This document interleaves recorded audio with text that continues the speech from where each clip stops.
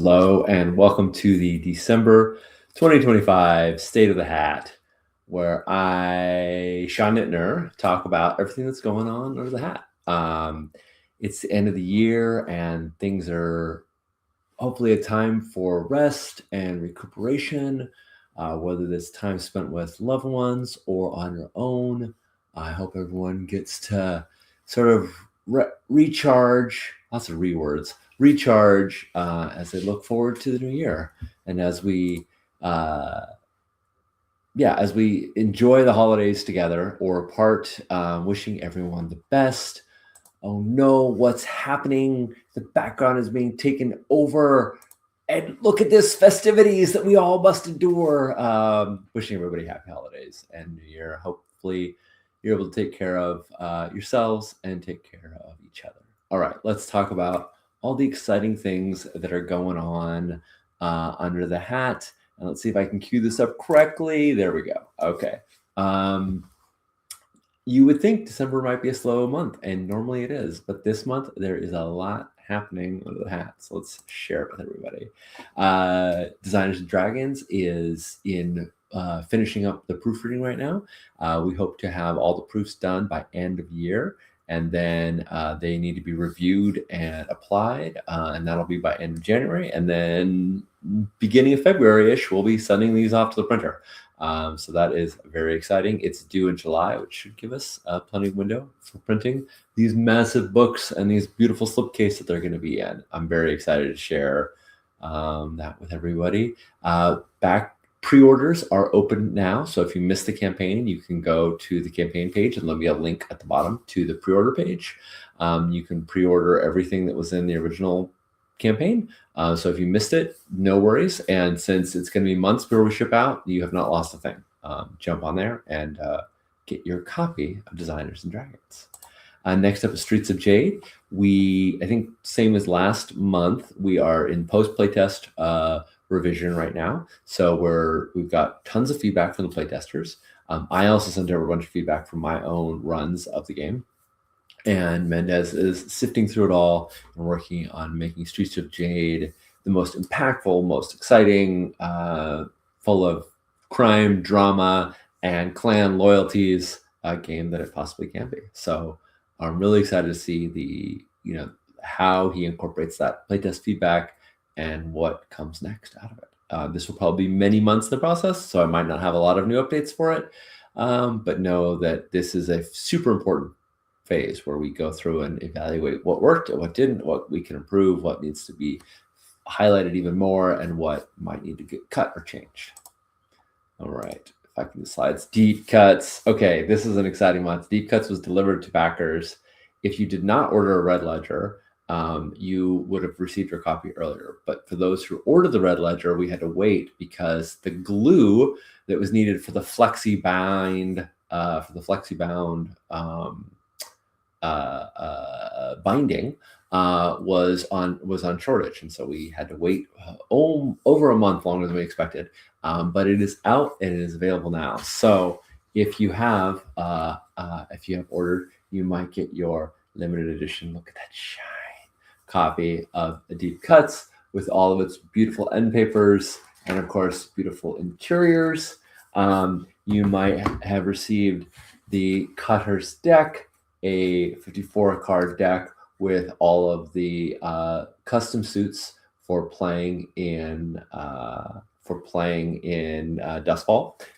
You might be playing with blades and flames and crowns and devils. So very, very good stuff. Alice Narth even created a bespoke game called Gentleman Scoundrel, which is part of her Gentleman Bandit line that uses the Cutter's deck in particular. So we already have an in-game or an out-of-game game. We got games, and it's a playing deck as well. And then for me, the piece de resistance, the part of the game, the part of this project that I had the most contribution to, and that I'm super excited about, is the Red Ledger. This is a bullet journal. Oh, there's my stickers. Oh yeah, you get stickers too. This is a bullet journal that, oh my goodness, I'm not framing this very well, am I? A bullet journal that is just full of content for your next Blades campaign. There's stuff in here about factions, about the crew, about scores, about downtime. There's maps of every district along with places to put notes for them. There are tons of tables at the end summarizing the action roll, summarizing the teamwork mechanics, summarizing engagement rolls, which is always where I struggle. And then there's also all kinds of stuff that you would find in Decimal. So many good resources in here. We just pack this to the gills. And the faux leather veneer is amazing. And if you look on the back, you can see the Cutter's deck suits as well. So very excited about Deep Cuts. It should be in your hands now if you ordered. It will be available. The book will be available on January 13th. And that's maybe a week or two before that, and we're going to end pre-orders. So if you want to still get any of the items that are not just the book itself, do it now because they are only available as part of the crowdfunding campaign. Once crowdfunding and pre-orders close, we will eventually probably make some of them available on the website once we know our quantity levels, but there will be a wait. So I recommend jumping in on it right now. All right. What else have we got? Blades 68. Man, so much good Blade stuff. Blade 68 is in the final edit right now. I've seen the drafts go back and forth. I've seen the art that Tim's been creating. It is absolutely gorgeous. And we're getting ready for crowdfunding, which means things like a cover that is very sexy and very exciting. It means things like mock-ups of the book. This thing is going to be over 400 pages. It is massive. It is beautiful. And it means things like a quick start on Roll20. So you can jump into play as soon as the crowdfunding campaign goes live. So it's fantastic. I played 30 sessions of Blades, 24 of them in a single campaign, and I can't get enough of it. It's such a good game. And also means we're doing fun crowdfunding bits like cards for all the various factions, business cards for the various factions, special editions, giant fold-out street map of Dustfall and 68. Yeah, I cannot wait to share this with everybody. So look forward to the follow page in early January because we'll be launching that, and then we'll launch the actual campaign in February. So looking forward to sharing more of it with you when we get closer. All right, what else have we got? Dagger Isles continues to evolve. Last month, I shared with you the Barong and the Inkfist, which are very martial focused characters. The month before that, I shared the Bonewalker and the Vidyad, which are very supernatural. And now I'm going to share the Sarong and the Sun Eater, which are very social characters. So the Sarong is the honey-tongued keeper of truth and lies. The Sarong spread the words amongst people, and they are often the very first to be on the chopping block because they are leaders of revolutionaries. But their words are powerful, so powerful that they can summon the heroes of old. By speaking the name of ancient heroes, you can summon vestiges of their ghosts to aid you for a few moments. Yes. Did you play Final Fantasy VII? Yes. Did you get the final summoning spell to summon the heroes? Yes. That is not the inspiration for this, but it did strike me several times as we were working on this ability. I'm so excited about the Sarong and their ability to capture people's attention, the ability to move people, and the ability to manifest ghosts of old with the strength of their words. And then we have the Sun Eater, the smiling shadow beneath the sun. The Sun Eater does the dirty work that their Datus or the leaders of their Banyan cannot. And sometimes they do the dirty work that their fellow crewmates cannot. The Sun Eater has a well of darkness. Oh, so sad. A deep reservoir for pain that allows them to bring themselves to do things that others would flinch at. Yeah, I'm very excited about both of these playbooks. And we have one more, and then I'll start talking about crews probably next time as well. So tons of good work happening on Dagger Isles. Very excited. I think I've mentioned this before, but we're also working on Empire Sheets, which is sort of like a crew playbook, but for the GM to show all the horrible stuff the Empire is doing to the Dagger Isles. We're looking at naval combat. We're going to be expanding greatly the church. There's so much in this game. So yeah, can't wait to share more of it with you as well. Mystic Marginalia, this is the stretch goal that was a result from the 100th Journal and Slayer Survival Kit campaign. And that is written, edited, laid out. And now we are doing the Roll20 implementation of it, as well as finishing the art for it and updating all the handouts. So that's probably going to happen in January. So we'll be releasing that as soon as it's ready. And yeah, it's like over 100 pages of fantastic additional supplemental material. All the backers are going to get it. And if you weren't a backer, you'll be able to get it off our website or drive through, etc. So yeah, excited to have. It's always fun when a crowdfunding campaign generates even more content that we can then package up and help you do even more with your Monster of the Week game. All right, Umdaar. Last time I think in the past I've shared some pretty laid out sections of Umdaar, but we're getting kind of in the nitty gritty right now, where we're breaking it up and we're going to fine tooth combing through the text. And that means working in Google Docs, which is not super pretty, but the game is so big it won't fit in a single Google Doc. It just would crush it. And so it's been broken up so you can see how far we've got along. We are in part 3 of 4 right now in our final revisions of it. We've gotten through the introduction, the character creation, the banner creation, the stunts, gameplay, setting and adventure, all that good stuff. Well, setting and adventure, sorry, is what we're working on right now. And then the last section, which is the appendices and the GM advice and essays on gaming. There is so much in Umdaar, and we are working to chunk it and categorize it and divide it in a way that makes it really palatable, makes it easy to find things, and makes the text navigatable as you go through and jump to just the section that you need. But so much good stuff in there. Abyssal is under continued post playtest revision. Violet and Laura have given me updates on the as they keep fleshing out the playbooks, and I keep very excited to see all the progress as they make it.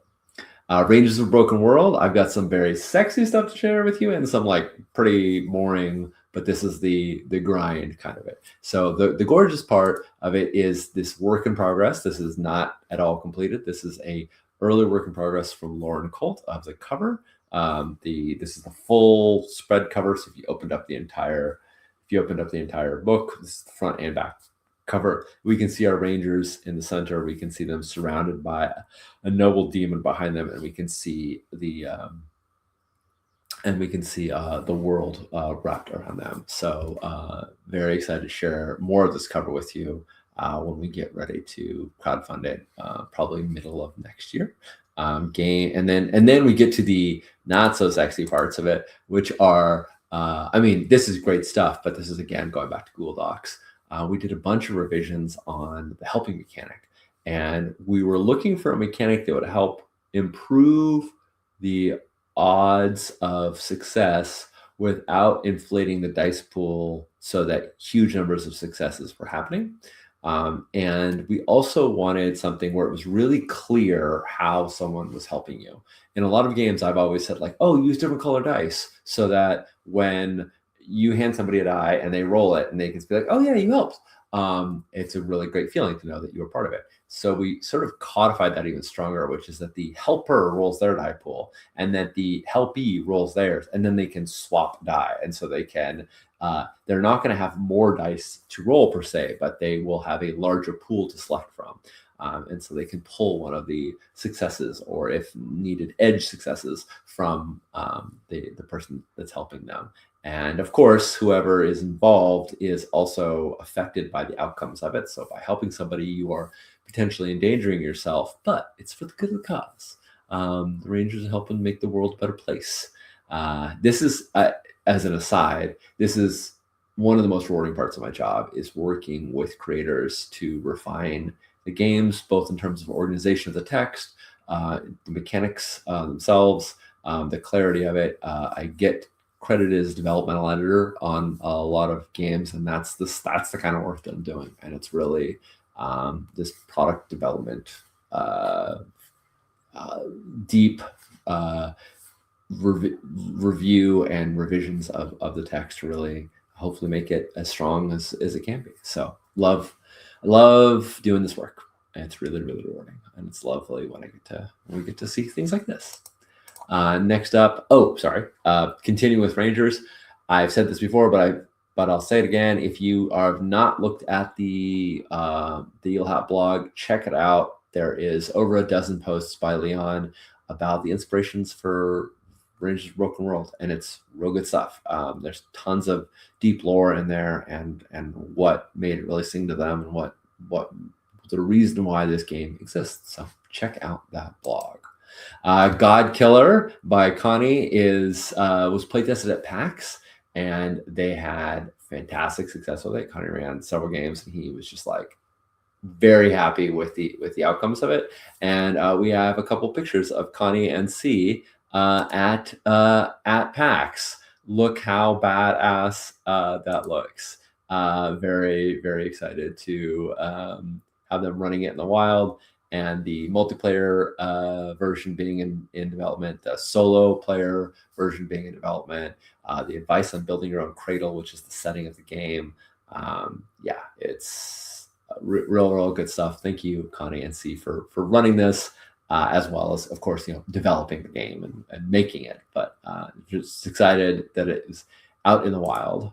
Tian Deng, Tales from the Immortal Godship. We made tons of revisions. You can see the beautiful layout by Chris Viana.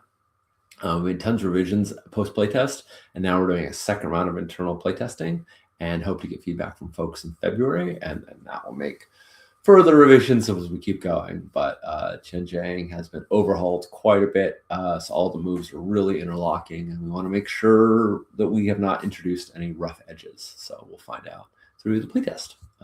Hopefully hear back. Really good stuff. Project Perseus is this game had some stallouts early on. The pandemic really affected everyone, and it was definitely something where it was hard to figure out how pieces we can fit together. But now we have a almost nearly final draft. We've got a couple cities that still need revisions, but all the individual pieces are there, so I can share a couple pieces with you. There's a bunch of known artifacts, like the Euphonia's box, or the Mirror of Cesaro. Cesaro, yeah, I'm getting that right. And there's a whole list of them, along with the list of directors and research departments. Oh, wait, I have those here. Central department head, director, foreigner, and all of the notable NPCs, and the role that the department has. We have all this very good stuff. Yeah, really, really excited to have all the pieces in Perseus coming together and being able to share them with you. As Sun Forever Sets continues to be in development post playtest from Riley, and that rounds us out. So thanks everybody for hanging out with me. Thanks for staying in touch with the hat. You can always find out more up to date what's going on. There we go. All right. You can always find out what's going on the project status page. I update that every week. I just did an update today, and that has a list of all of our projects. We do have another game that's going to be announced early next year, as we'll open up playtesting for it. So I'm very excited. It's about kids and aliens and rockets. It's going to be good stuff. So we're really stoked to share that with everybody. We have so many games that are in these, like, oh, I can't wait till we get to art and layout, because those are the beautiful parts of it. But we got a lot of games that are getting really close to that. So next year is going to be very full, to say the least. All right. Thanks everybody for watching. If you have questions, you can email feedback@evilhat.com. We'll get back to you quickly. You can check out the website. You can check out us on Blue Sky. And yeah, take care of yourselves. Take care of each other. Wishing you all the best in the end of this year and into the next.